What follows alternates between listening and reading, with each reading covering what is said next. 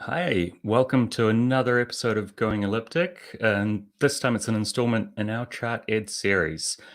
Thanks everyone for joining. We try to keep this pretty interactive, so if you're on the live stream, do drop some message in the chat. If there's things that you want to see more of, give us a like and drop those in the comments. So this, before we jump in too deep, is educational content. It's not investment advice. And yeah, really, let's keep it conversational and interactive as we go through today's session. We've got Shanky joining us again today. Hey, Shanky. Hey, Paul. How are you doing today? Yeah, pretty good. It's another week, and I'm pretty excited about this installment because we're really going deep dive on one particular kind of class of assets. Do you want to let us in? Absolutely, yeah. So I think the difference in this particular episode or edition as opposed to the last couple ones is that we are going deeper into one, and we are going deeper into one basket, not just one asset, but one basket. That basket is the DeFi basket, a much talked about basket. It's on everyone's radar. Everyone's sort of keenly watching it. And I think as a broader movement, DeFi is really creating the waves. So, a lot of people have it on their radar to try and figure it out and invest in it and, learn how it's transforming. Today's session, like you mentioned, is educational. There is no investment advice, but hopefully, I think at the end of it, the viewers should get a pretty good picture, a decent picture of what really DeFi indexes are, which ones are they, how do they work, how to approach them, right? What are the constituents? And then, of course, we will chart and we will have fun with it too. So that's the idea today. Yeah, I'm excited to see just how different some of these DeFi indexes are in both their composition, but then how you would trade them might be completely different. So yeah, let's dive in. Perfect. Yeah. So I think let's start by looking at which ones are those. Maybe we put our sheet together, the one that you and I were looking at, Paul. Yeah. And we start with that so that our listeners are also on the same page, right? Everyone has the same view. Then we double click and get into the details. Drop in a link for that. Yeah, absolutely. We can give a second or two. Yeah, if you can't see it on the live stream, there's the link in the comments now, so you can also bring that up on another screen if you need to zoom in any bigger. Okay, fantastic. So yeah, let's look at what the DeFi index is. So firstly, of course, index is a basket of things, right? It's not a single asset. It's multiple assets pulled together in some sort of weights, if you may. Sometimes they're equally weighted. Sometimes, of course, they have different sets of weights. And then they form together and form one unified instrument, which is essentially the index, right? And which in this case is the DeFi index, the basket. So I think a good way to sort of slice and dice this is let's just look at what the market is, right? Like, what does it look like? Now, Paul, what you would see here is that, on my sheet, and I'll first give a sort of high-level view so that, what we were discussing earlier is also evident to everybody else here. There are 4 or 5 different DeFi products here, or DeFi indices. So one is the FTX DeFi index, which the FTX exchange has defined. And they have a bunch of assets, almost 25 different assets in that.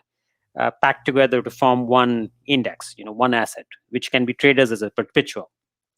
Now, if you look at Binance, they also have a DeFi product, and the product that they offer is what they call a DeFi composite index. Now, they specifically call it a DeFi composite index because in their sort of definition, there are the single asset indices, which they have perpetuals and other products on. And then they have this composite, right, which is a basket. They're bringing together a bunch of those and combining them. And, traders can take position on all of these in one shot, right? So that's their play there, which of course is everyone's, but I think they just make it more explicit in the name as well. Yeah, and already I'm seeing, that's quite a long list, with quite small percentages of the makeup there. So is that also part of why it's a composite index, is if it's not really tracking a few leading kind of protocols as much? Right, very much so. At least from the way it's brought together or how it's composed. that definitely seems to be the story. And as we, again, we've been saying we'll dig deeper. As we dig deeper, it'll become evident, what is the contribution of these different assets to the basket, right? And how do they play out in Binance versus FTX versus other venues, right? Now, apart from these two, the two big centralized DeFi instruments, there's an independent DeFi instrument, an independent DeFi index from the well-known index provider BNC. And this one is called the Blue Chip DeFi Index. Now, this Blue Chip DeFi Index is a much smaller set. You don't see these 20, 25 different instruments, but you have a much smaller set. And this one is traded in a couple of venues. It's traded on Leverj and it's traded on BTSE. So, this is available, again, as a perp on two venues. And then last but not the least, there is also an index from the DeFi Pulse guys. The DeFi Pulse guys are popular for all the content they produce, right? I mean, they have a sort of like a data aggregation site, right, which is well known, where they talk about all the different numbers and the different, sort of locked in values and how the DeFi companies are stacking against each other. If I understand correctly, they teamed up with IndexCoop and have put together this DeFi index, if you may, which is called the DeFi Pulse Index. And I think the difference here is that they also have an underlying ETF or an ETP, essentially a token set basket, which apparently trades these same sets of assets. I believe that's the case. I don't know if it's still there, but at least that was the intention when they started out. So that's the piece here, okay? Now, let's just look at a couple of things here, Paul, which just caught my attention right away. And, I want to throw that out there before we even get into some detailed analysis. If you look at, say, something like FTX, right? So FTX has 25 of these assets, as we already discussed. But if you look at the first, I would say 6, I think, how many are these? So 3, 6, 7, and 8. 8 out of this 25 constitute over 70% of the index. So in other words, if you really want to think about this index, I think these top 8, and I have, of course, sorted this sheet, or at least a subset of the sheet, in terms of the weights. So the ones which have more weights are going to show up right up top.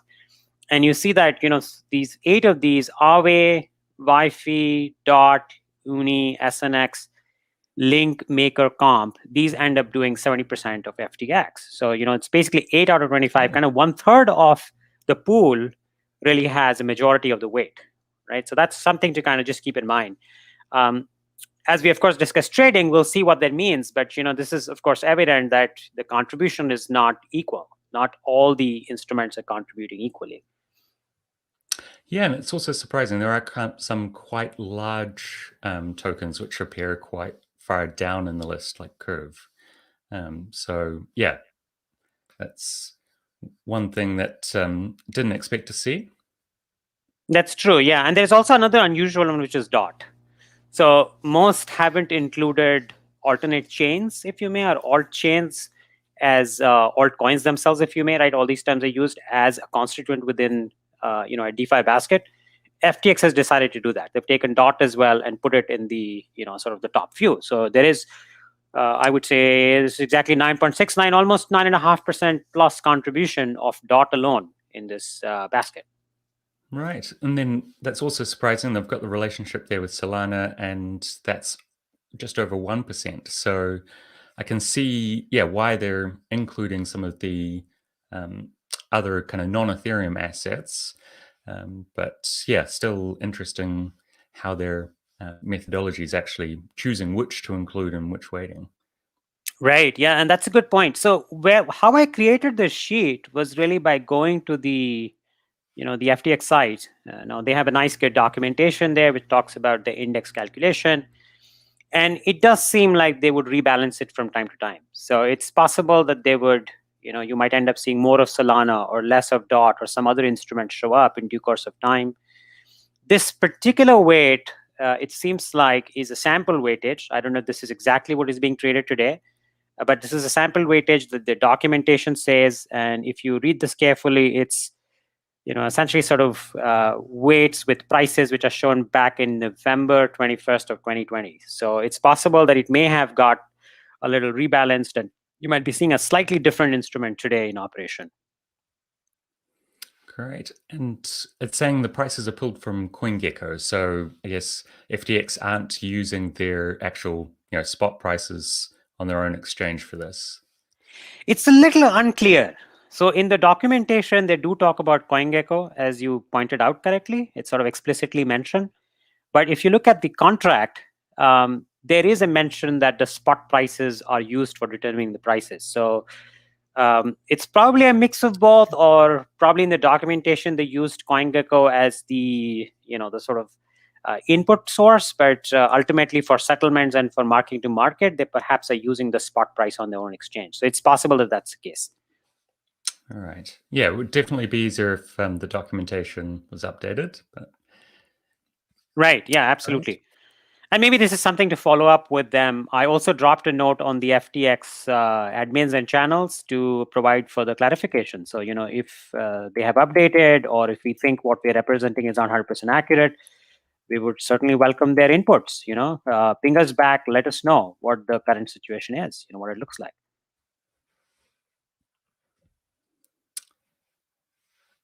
Okay, so now let's look at Binance.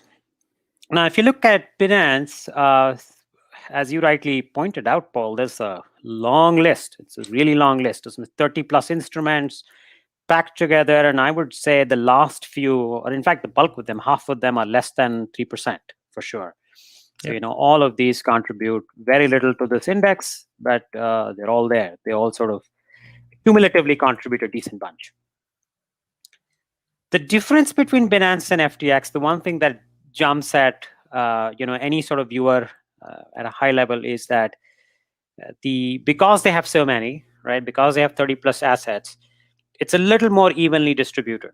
So unlike FTX, where we had 8 of them constituting 70% plus, with just the top 2 doing over 22%, just Aave and YFI, you do not see that in the Binance index. The Binance index certainly has some heavy hitters, right? It's got UNI and Link and Luna and Aave as the big contributors, but it takes all the way let me just make a quick count here. So this is 4, that's 8, that's 10,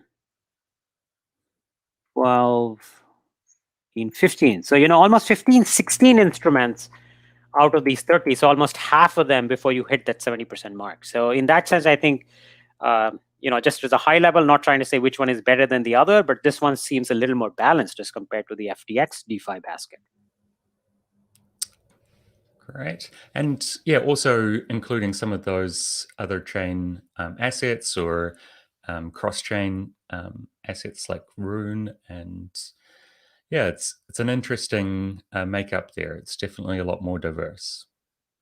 Absolutely, yes. And I think we're likely to see maybe even other instruments as the Binance Smart Chain becomes more popular.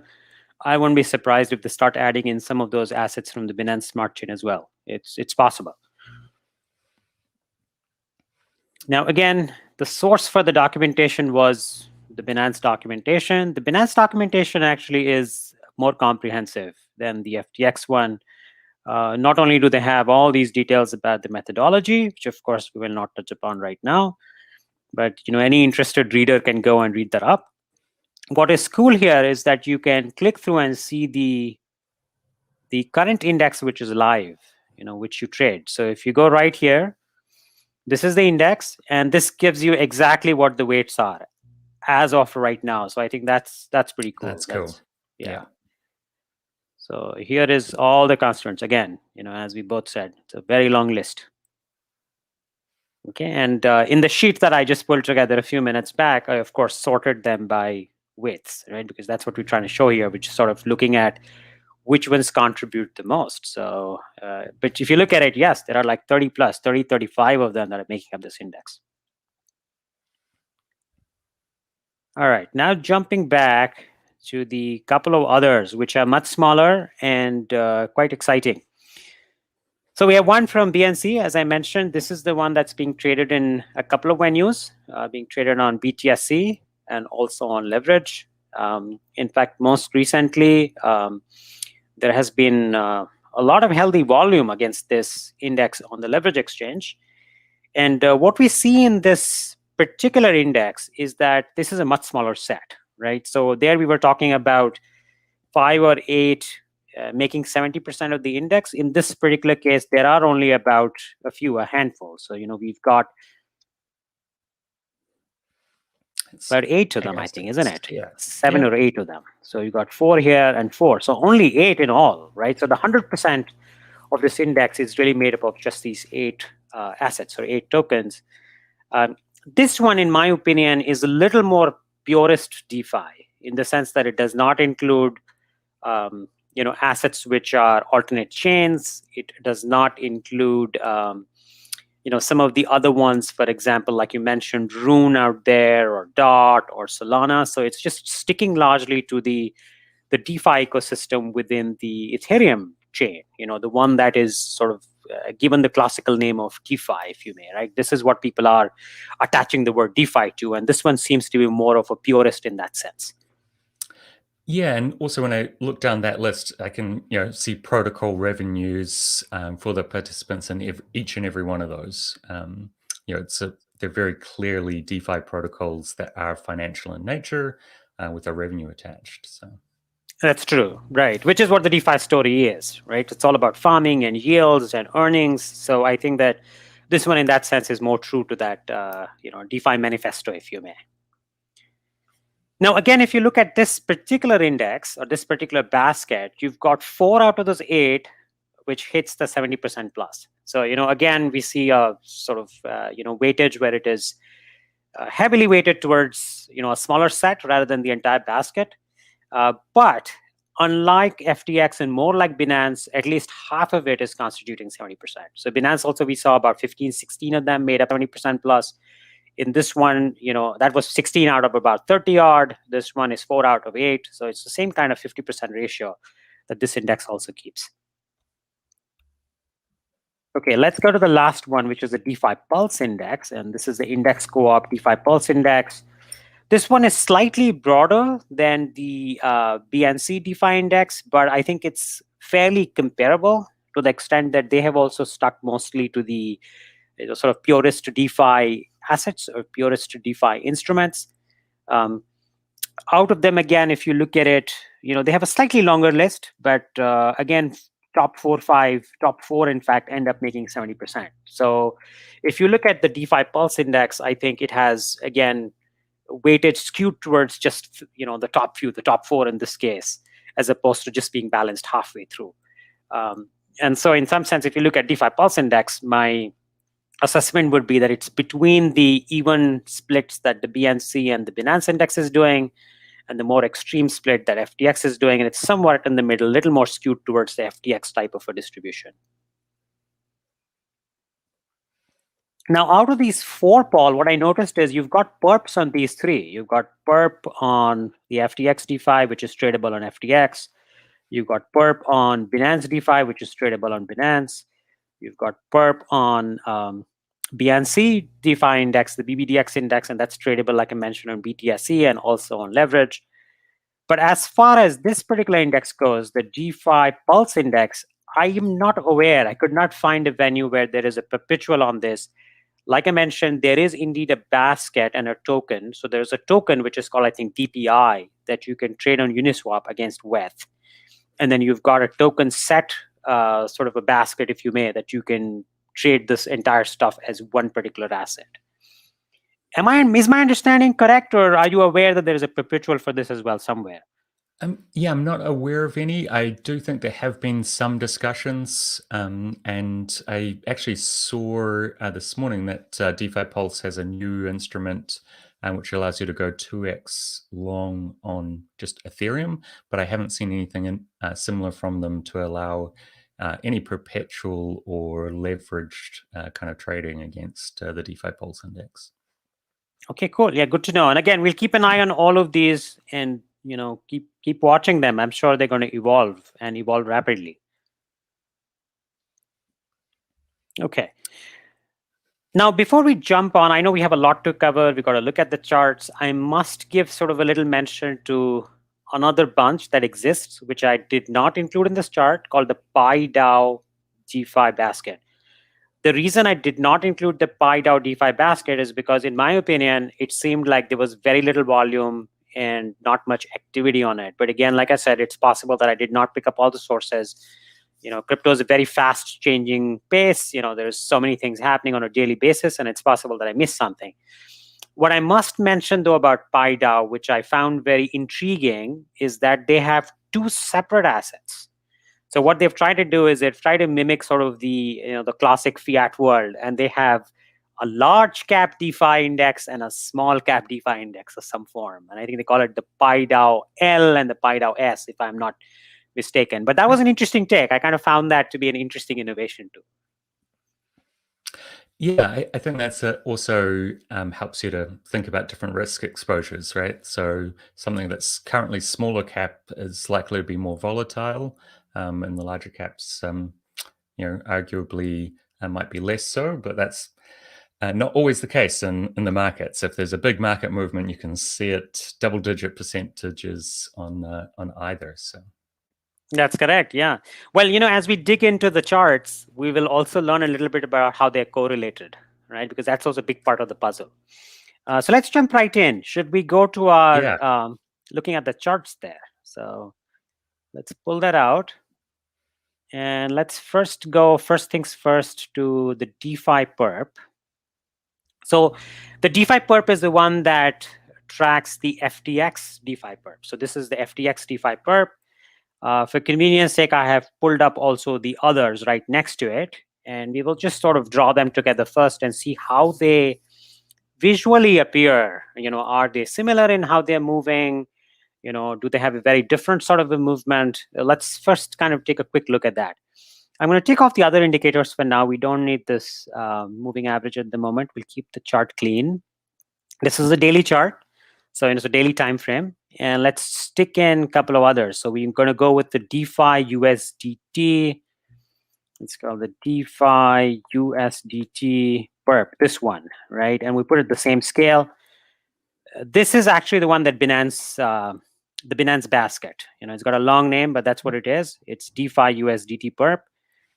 Most instruments, in fact, I think all of the stable coin instruments in Binance are marked to USDT. And so I think that's why it's in the name. The DeFi-PERP one, which FTX is trading, is, I believe, marked to USD. So there might be a small variation because of that USD-USDT, but it's not worthwhile to really, spend too much energy there. Okay, and let's add in the others too. Let's see what it looks like. So now we've got BBDX. Okay, let's do BBDX PFC. And so again, BBDX PFC is also, the BBDX PFC is the name of the instrument that's running on BTSE. It's the one that tracks the BNC BBDX index. Like I mentioned, it's also there on Leverj, which you can visually see, but this data isn't really aggregated in TradingView yet. So if you look at the DeFi, this is a relatively newer instrument here, but it's the exact same instrument that you would see on BTSE, which we have charted right here. Okay. Now, if you look at these three, the first thing that just jumped at me, Paul, which I'm sure is something that you're also sort of thinking of as you're looking at it, the three charts look pretty much the same to me, right? Yeah. They're all sort of moving in tandem, right? They're going up together, they're coming down together. There seems to be a very high correlation among them. Yeah, and there's little bits of divergence, like which is ahead or slightly behind, but it's not very big at all. Exactly. Yeah. And this is interesting because they're all different, as we just spoke through, right? We look through all the sheets. Some have got 15, some have got 30, some have got whatever 8, right? And in some of them they put in even instruments like DOT and Rune and what have you. But at the end of the day, the movement seems highly correlated. So that's sort of an interesting takeaway here. Yeah, and I wasn't expecting them to be that close, right? We've seen times where specific assets like SNX or Link and some of those assets that aren't in one or the other of those products actually shoot up a lot more than the market, but I'm just not seeing the effect of those movements here, I guess everything kind of normalizes to what is the trend. Yeah, and that's a good point. And honestly, when I just charted the first time earlier today, that was the same sort of, I knew they were correlated, but not so closely. It was an interesting sort of first glance conclusion. So yeah, so that's cool. Good to know, which also means that, technically, if you're trading in one and you want to hedge off the other, maybe it's possible because they're all moving together. So I think there might be some opportunities for it. Okay, now let's also look at DPI. Now, unfortunately, I could not plot the DPI as is because I realized that DPI is actually mapped to WETH. So if I put the DPI to WETH, obviously the chart wouldn't look the same because this one is against the WETH and others against the dollar. So you see this being plotted here, but it's not a fair comparison. It's not apples to apples, so which is why we didn't put it back on the chart. What would be cool though is if we can map this back to USD, which is very possible. And perhaps as a follow-up, we have a newsletter coming, don't we, Paul? We are just putting together our first edition of that. Yeah, I think that would be one of a really good piece of extra content to put out there in the newsletter would be actually once we have done the data science behind to get that into USD values, we'll share that out there. Also, something we can put out on our Twitter at Going Elliptic. Absolutely, yeah. So we'll do that. Again, my suspicion is it'll look pretty much the same, but let's find out, right? We'll do that later today, and I think for our listeners, you will see that in the newsletter, and perhaps we'll tweet about it as well. Okay, now jumping into another bit that I want to look at. So, if you go back to this sheet, I think it's evident that there are a few of these. For example, UNI, SSUSHI, Aave, Maker, SNX, these seem to show up almost everywhere, right? Almost all of them have that in common. Like these seem to be the most common ones across all these 4 different, baskets that we saw, right? And what we will do next is we will try and see how they correlate to each other, right? What is the correlation among them? So I'm going to take these off. Let me just clean again the chart up so we don't crowd it out. So all's gone. This is just the FTX. We actually don't technically need this either, but we'll keep one chart here. And Paul, we created this little custom matrix, if you may, correlation matrix. And the correlation matrix really just calculates correlations among these different assets. Now, there were a few attempts out there in the open source that people had used, and it was easy and good to kind of use that, extend it, and add more to it.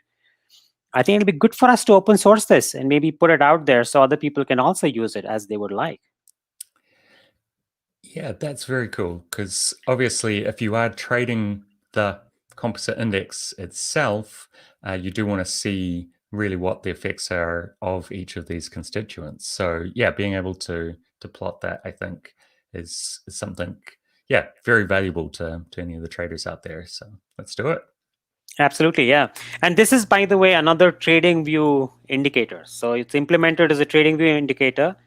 This is a custom indicator that we've created. It's from Elliptic, and we will put it out there, as I just mentioned, in open source, and you should be able to pull it and add your own tickers if you like, or add your own assets and plot these out like this, right? So let's see what they look like.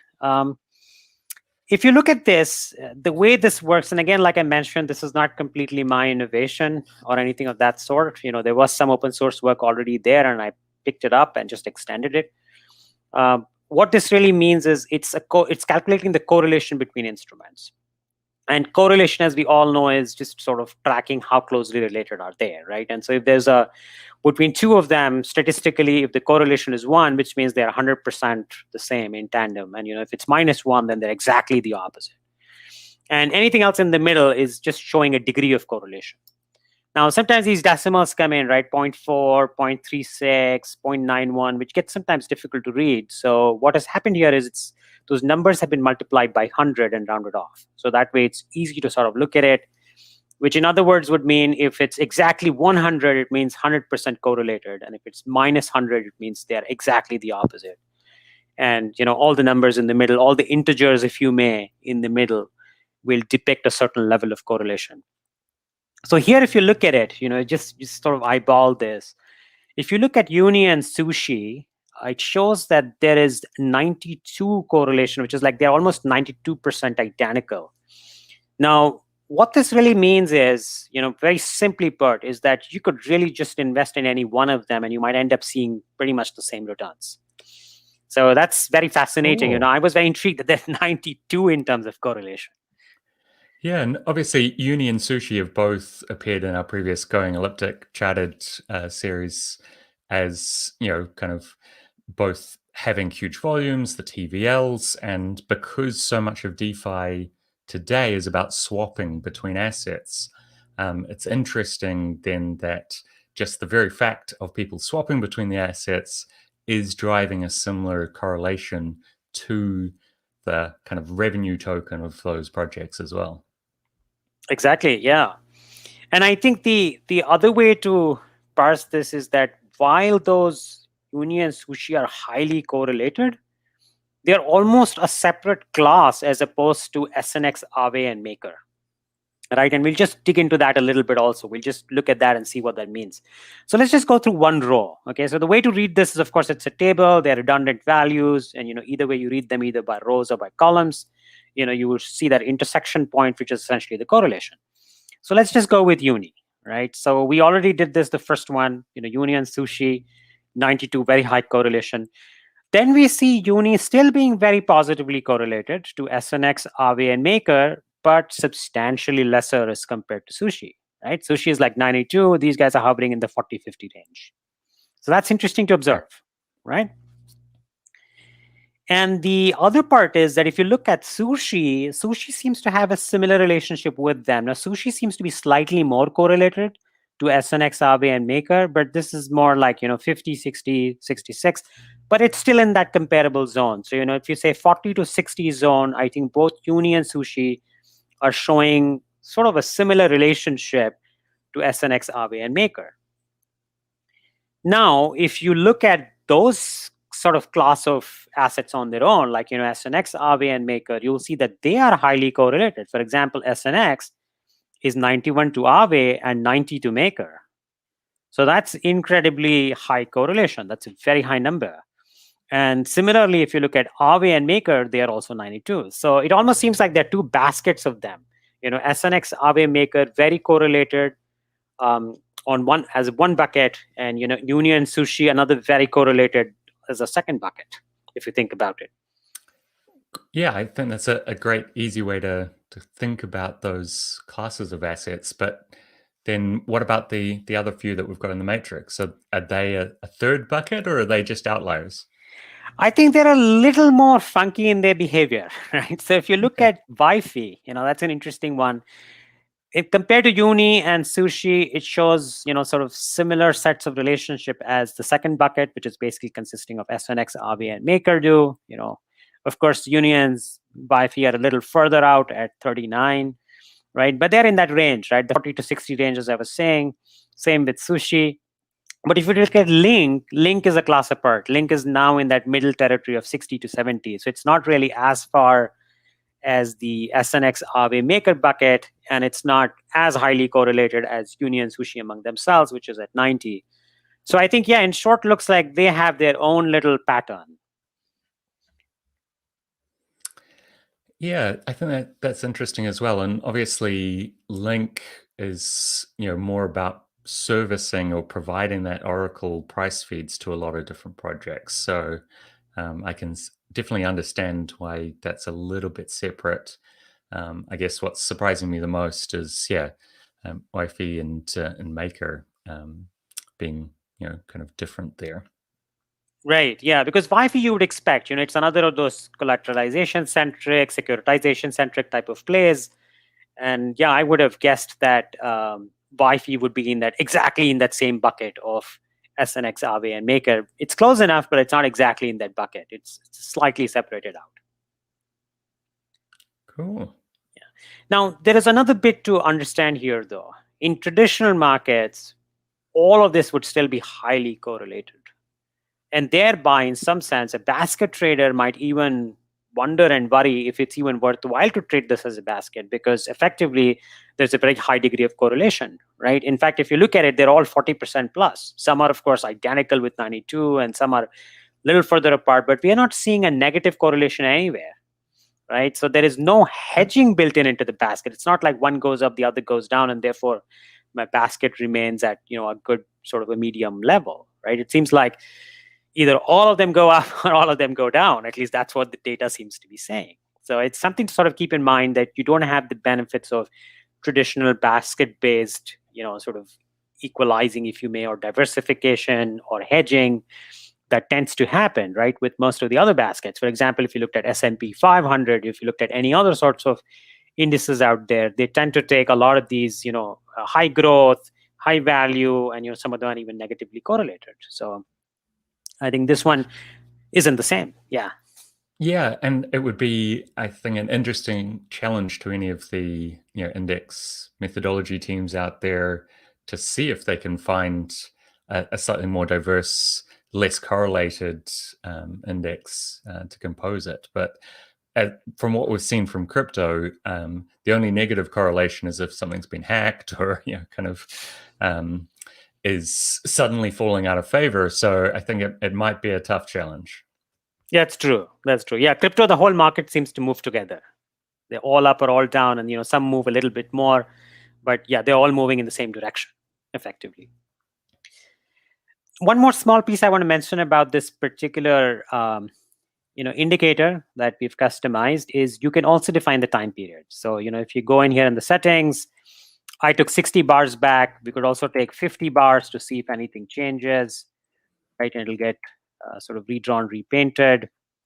Now we see some negative correlations coming in some cases, right? You could also start seeing some other time frames. So you could look at, let's say, an hourly time frame, for example, and let's look at 50 bars and see how these guys are behaving.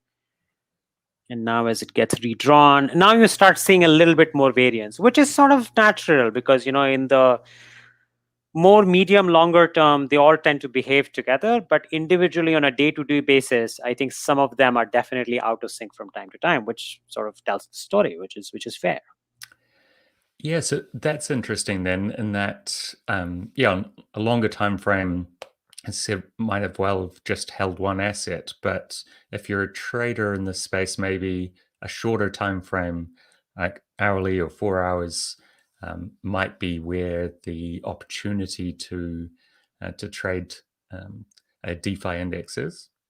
That's true. Yeah. So a lot of day traders could see value here, right? But I think you're right. If you are more of a sort of a holder or a hodler, as we all like to call it in the crypto world, I don't think you're going to benefit immensely from it. You could just buy maybe a couple of them and sit on it, right? And you might end up seeing similar returns or similar patterns. Okay, we'll do more analysis. Of course, we can run through all of them in the FTX and Binance basket and figure out more stories here.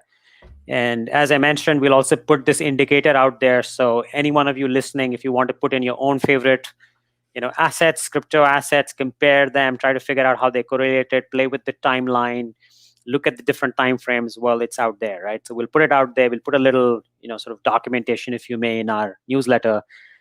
Take it, play with it, and tell us what you learn. And if you find something interesting, well, educate us also. Share it back. Awesome. Thanks for creating that, Shanky. Of course, yeah. I mean, and that's the whole objective, right? We want to learn, we want to teach, and we want to share. So that's the whole idea here. Every trader out there should benefit from this whole exercise by just learning more, being more aware. Great.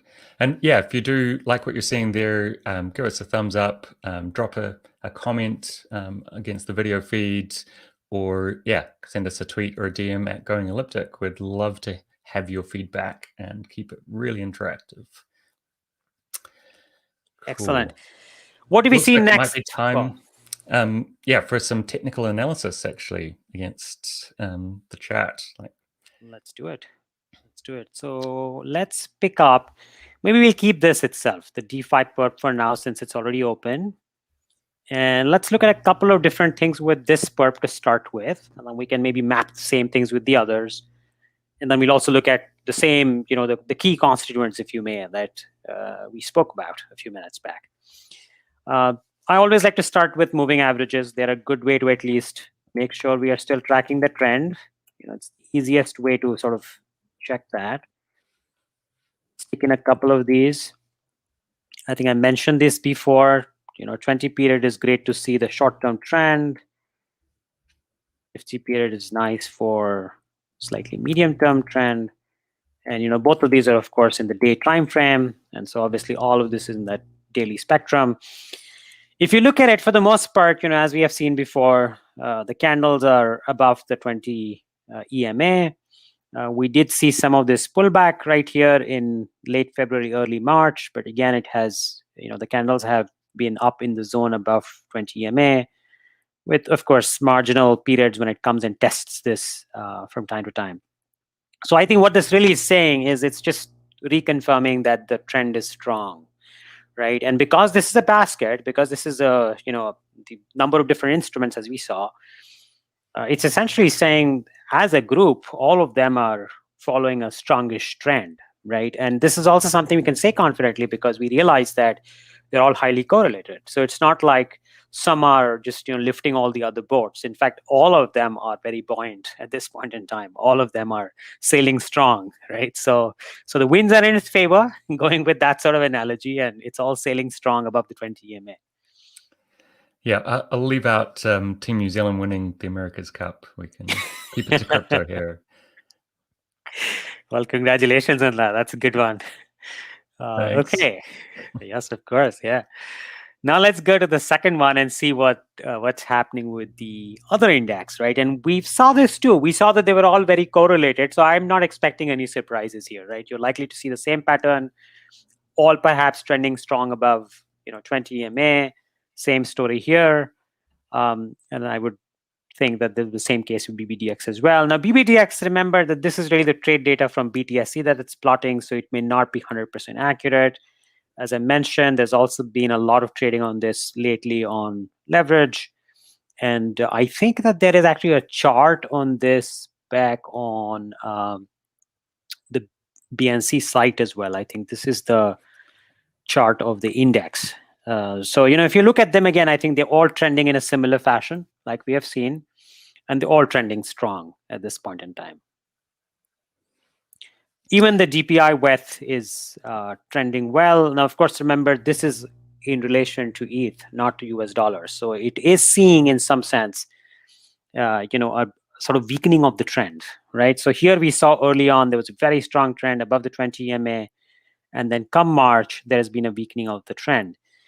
What this really says, assuming that the DPI WETH is a fair indicator, because do bear in mind that this is just one market, right? This is essentially a market on Uniswap for this particular instrument, DPI against Ether.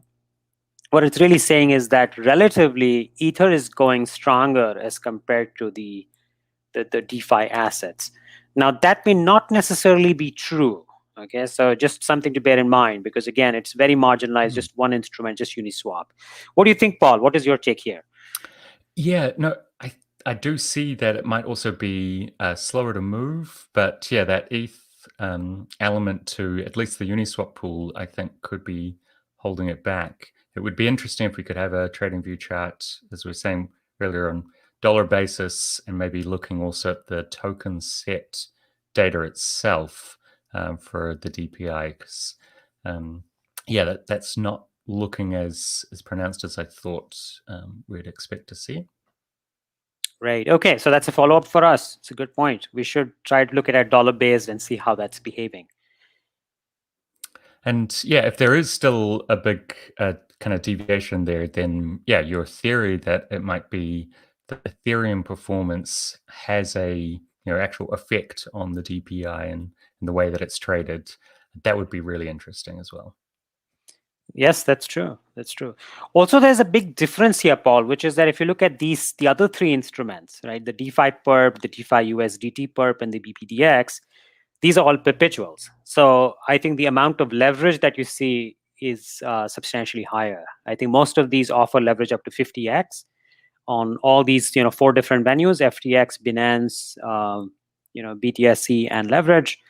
And I think that that may be allowing for a little more elasticity in terms of price, right? It's a little more liquid. You're perhaps seeing a lot more activity on those as compared to the token itself on Uniswap. That may be possible. And of course, as you rightly said, we'll have to look at the numbers, but that's my guess.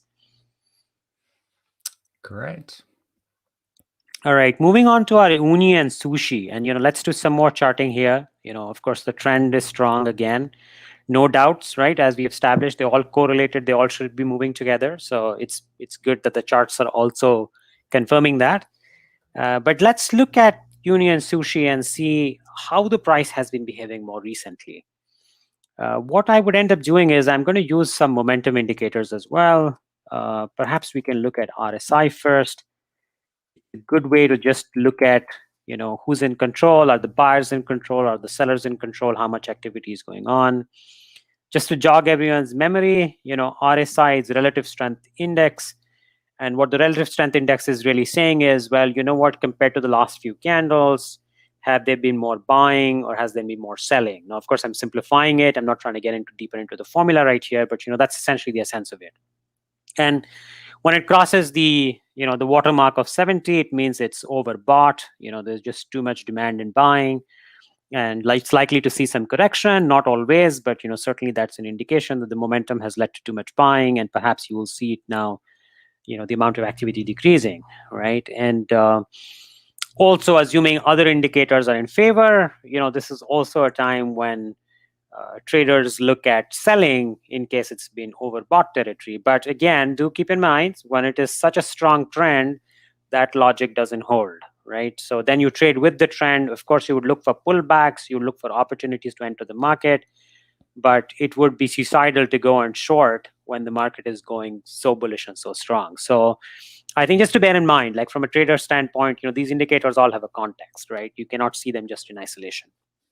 Similarly, so we look at this and it shows like right now it's in a decent territory here, right, Paul? I mean, we are about 60, which is fine. Definitely this demand, but nothing is looking outrageous.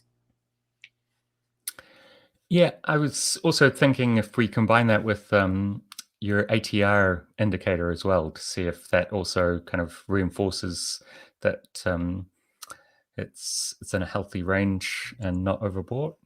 Let's do that. Yeah, so ATR is really telling us a volatility story, right? So what ATR is doing is it's just telling us how much the price is moving on a daily basis, right? And then what it does is just so that it shows sort of a pattern, it takes the last 14 days. That's a standard, but of course you can change it. Almost all the indicators can be customized as required. This is a length of 14 candles or 14 periods. In this case, we have a daily time frame, so we're looking at 14 days, and it's using another moving average, right? So it's a moving average measure, and what it's really saying is that we have seen about 3.08 of ATR. In other words, in this particular scale, it's saying it moves about $3 on a daily basis, uni price, which seems about right. If you look at the length of the candles, the height of these candles, that seems about, moving from, let's say, 33 down to 31. So yeah, it's roughly about, $2.5, $3. Here it moved from 35 to the candle on 31, so $4. So yes, it's about $3.5, about $3 worth of movement every day. That is essentially the range of movement of prices in uni at this point in time. Great. Now let's also look at sushi for the same thing. Okay, I think the stories are quite similar. If you just look at it, again, a strong trend. I took out the 50, so just keeping the 20 because the 50 is sort of not really adding anything more, right? Not giving us any more signal. It's a strong trend, similar to uni. And in fact, even in terms of buying behavior, it seems to be about in that mid-range. There's a healthy amount of buying going on. Uni is moving about $3 to a base price of about 30. And sushi is moving about $2 to a base price of about 20, right? So they are in fact behaving fairly similarly if you think about it. Well, yeah, this kind of reinforces what we're seeing in the correlation matrix of that, above 90 correlation. It's definitely there on both the candlestick and those indicators. Right. No, absolutely. Which, in other words, again, from a trader, right? Like if you are trying to trade both and feel like you are going to see like some very different results in the at least in this term, I think unfortunately that isn't going to happen. So you might as well just pick any one of them. if you took Uni and traded it, or if you took Sushi and traded it, I think the behavior, at least from what the charts tell us, are going to be more or less the same. The returns, the volatility, the amount of buying interest, they all seem to be very correlated at this point in time. Okay, let's jump to the other bucket, right? We looked at SNX, Aave, Maker, and we saw that they were quite similar to each other, isn't it? So let's look at the SNX. I think SNX we haven't studied in a bit. So let's look at SNX first. I'm going to take out the RSI and go with another indicator. Maybe I'll go with MACD. You know, I like that indicator as well. MACD is a good indicator. And it's good also because it gives some interesting sort of picture in terms of, you know, how the relative movement has been lately. So if you look at MACD, again, to jog people's memory, you know, the listeners' memory, what MACD does is really it takes two different EMA periods. You know, the sort of the slower one and the faster one, as people like to call it. The faster one is the 12-period EMA. The slower one is the 26-period EMA. You take the difference between the two, and you know that becomes your MACD, right? Moving average, convergence, divergence. And then what you also do is you take an EMA off that MACD and take a 9-day EMA, moving average, and plot it against the MACD, and that is called the signal line, right? And when you look at the signal line and the MACD line, again, it tells you a momentum story. So this is, again, a momentum indicator, which is essentially saying, hey, are the buyers in control or the sellers in control? You know, is there a lot of buying going on? Is the market sort of very volatile? Or, you know, is there very little activity? And, you know, are we going to see a sort of breakout or burst at some point in time, right? And people have used MACD very beneficially, very gainfully to predict breakout sometimes, because, you know, if this whole line looks like a flat little straight line here, you know that, you know, it's sort of in that range, not moving too much, and maybe it's time for a breakout.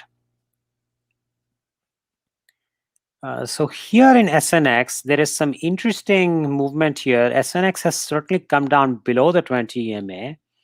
So it's possible that there's just some profit taking going on, or that in some sense, the sentiment has moved slightly bearish. I'm going to plot the 50 as well. So if I take the 50,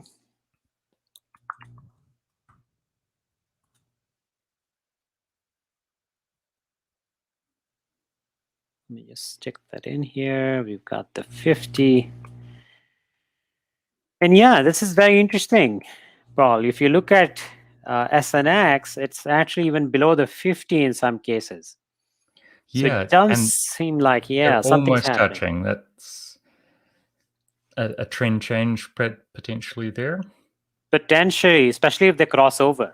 So if they cross over, that's another significant piece where we would start seeing things getting either more bearish or, you know, touching, kissing, and moving back off onto a bullish territory. But yeah, that's an interesting story right there. Let's look at Aave and Maker and see if they're behaving similarly. So, look at that. Lo and behold. Yep. Look at SNX and look at Aave. So that's the correlation, right? We saw they were quite correlated, and sort of the same story. Right? And let's see if Maker has the same one. Very much so. And so that's unbelievable, right? You've got SNX, Maker, and Aave sort of moving in tandem. And we saw Uni and Sushi moving in tandem. So again, from a trader standpoint, if it's sort of, you know, you're trying to trade them all, maybe you can reduce them down to just two of them and trade the two of them. And of course, if you want to take the stronger trend for the whole basket, you've got the DeFi Perpetual there for you. Yeah, that's really fascinating. And I guess also might talk to some of the changing nature of DeFi trading becoming more algo trader, high frequency, and yeah, really just seeing that perhaps some of the simple algorithms there are applied the same parameters against multiple assets. It's possible. It's very much so. Also, perhaps the arbitrage is lessening, right? And the markets are becoming a little more efficient. All of that may be happening for sure. So the other piece I want to mention is, if we remember that correlation matrix, I can just maybe bring that up. So we have a very quick glance of what we saw earlier. So we had this correlation matrix, right? And let it plot. And if you recall, we changed the timeline to a much shorter timeline. We saw some negative correlation, right? If we change this down to, let's say, 50 bars, and I move to a 4 hours, so obviously this was a very different time frame. But from the moment I did that, I saw these negative correlations pop up between the two bundles, and that's very evident from the charts, because if you look at UNI and SSUSHI, they are still moving strong, tracking the 20 EMA, kissing it, and then kind of going back up in the strong trend. But all these other three are sort of hovering between the 20 and 50, sort of trying to find their next direction, right? And like you mentioned, it's possible that because those curves are looking so close to each other, we might see a crossover and some bearish territory movement, or they might just go back into bullish movement. But certainly they're ready for some new price discovery. I think that you are likely to see some sort of a breakout movement in all of these. Right. So, if you look at all of these, also the volatility has decreased, right? All these candles have become much smaller than all these earlier candles, right? We had some very big candles, and they've all become down to this very small, narrow stream, which is another indicator that, this is probably getting ready to explode one way or the other. Either it's going to break down into bearish territory or break up back into a strong trend. So I think that that's probably true of all of them, I would say, to an extent. Yeah, in fact, in Aave, if you see, there has been indecision the last couple of days. This is the daily chart, and both days, very doji-ish type of candles, right? Neither the buyers nor the sellers are in control, with one day being, sort of a red candle doji, right? Which is, I think, one of them, and the other one becoming the green candle doji. So it's interesting that, yeah, we are very close to that. Well, it's also the weekend kind of period there as well. So, yeah, as we come into this coming week, and more traders are online, it's got to go one way or the other, right? I think so too, yeah. I must mention one thing. I like these doji names. They're quite funny sometimes. So like the green one, the same thing that is green is called the dragonfly. It's red, it's called the gravestone, I think, doji. So they're kind of funny names sometimes.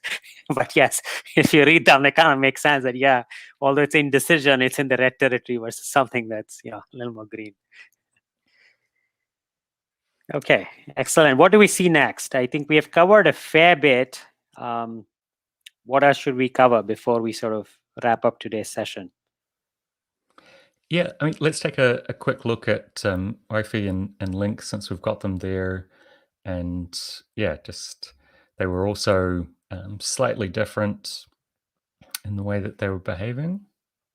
Absolutely. Yeah, let's take a quick look there. So let's look at Wi-Fi. Wi-Fi again, if you recall, Wi-Fi was closest to this second bucket of SNX Aave maker, and the chart says that too. Certainly the volatility is a little bit more, right? You see slightly bigger candles, and in fact, long wicks. Very long wicks. This is very interesting. Wi-Fi seems to be having long wicks for a long time. Almost all of this year seems like nobody's in control. There's a lot of price movement on a daily basis, but the body tends to be relatively smaller than the entire candle, with very long wicks on some days. So that hasn't changed. That could be an aspect of it having a smaller total supply, and maybe the level of precision at which it's traded. So that would be my hot take there. I think you're right there. Also, the volumes are smaller. So if you look at this is the volume profile. We did see large volumes early on, but right now the volume has kind of died down. So if you look at this, the right end of this chart, you do see that the volume has tapered down. There are perhaps small limited set of buyers and limited set of sellers, and they're just taking the price to extreme ends and finally sort of deciding in the middle. That's what's going on. Yeah. Okay, and the last one, Link. Let's look at Link. Link certainly seems to have a slightly more stronger trend as opposed to the other two. That again, from the correlation, if you recall, Link was in the 60-70 range, getting closer to that UNI SSUSHI. And it's evident because I think it did go through some indecision period. And Link also had a lot of long wicks as we see it. But seems like right now it has found a footing up the 20 EMA range. And it's in some sense has gone back in the positive territory and a strong 10 territory. So we'll see how this pans out over the next few days. But yeah, it's looking in good shape, at least from the last 4 days of trading. And when I say good shape, I mean it's back onto that strong trend, right? There's no period of indecision really at this point in time.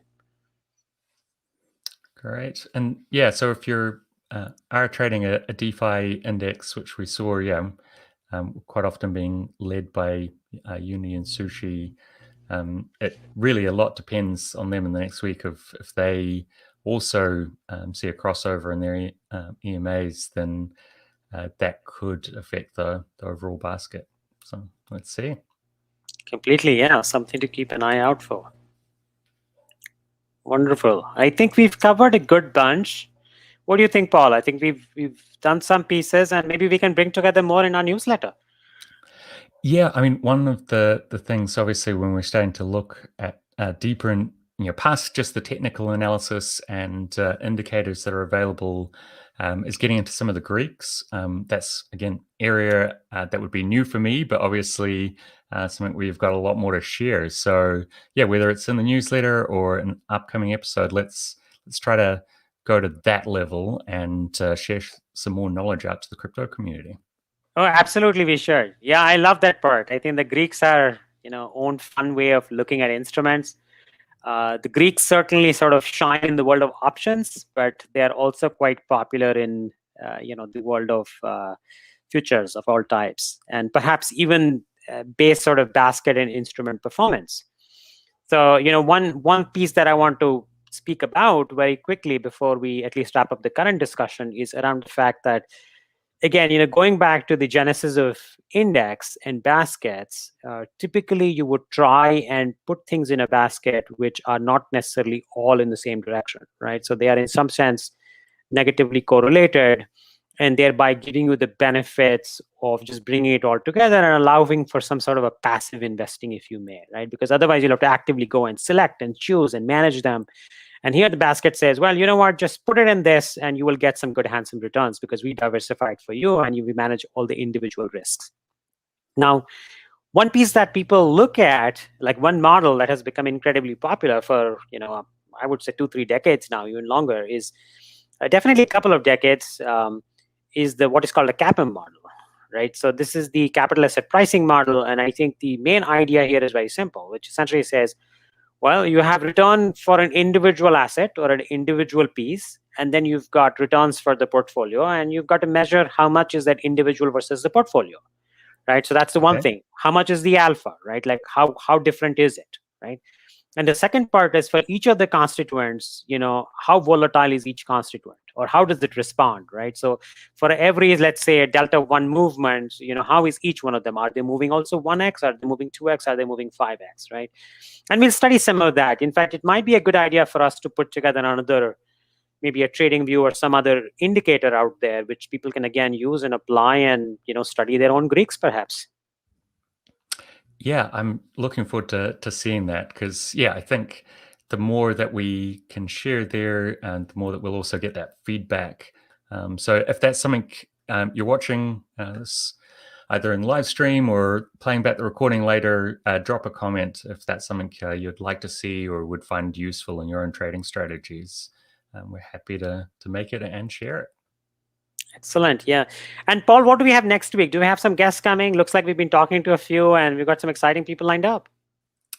Yeah, so in our kind of fundamental series, we've been talking mostly traders and chartered fundamentals. We're going to talk more with people who are on the fund management side or analysts.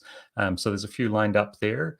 And yeah, I'm really excited about the kind of caliber of some of these people who started, obviously, their fund management journey before coming to crypto and are now there and actually kind of paving the way for that kind of flood of others to follow. So it's going to be exciting. Fantastic. Yeah, looking forward to it. And where do people find it? They come to our Twitter channel, to our YouTube channel. Maybe we drop a link for those. Yep, I'll overlay some subscribe and follow links there. We're at Going Elliptic on Twitter. And obviously, if you're in YouTube, click the subscribe now and you won't miss any of our videos. Excellent. Yeah, do that right away. It's one little click, but yes, you will keep hearing from us as we keep creating content. Hopefully you like it. If you don't like it, also let us know so we can change it and improve from here. Excellent. Well, yeah, thanks for giving us a whole hour of your time there, Shanky, and sharing so much across kind of that DeFi index special. I've learnt more as well, and I'm hoping our audience has too. It was fun. Yeah, thank you, Paul. It's always fun doing this. Yeah, until next week, go well. Absolutely. Going Elliptic.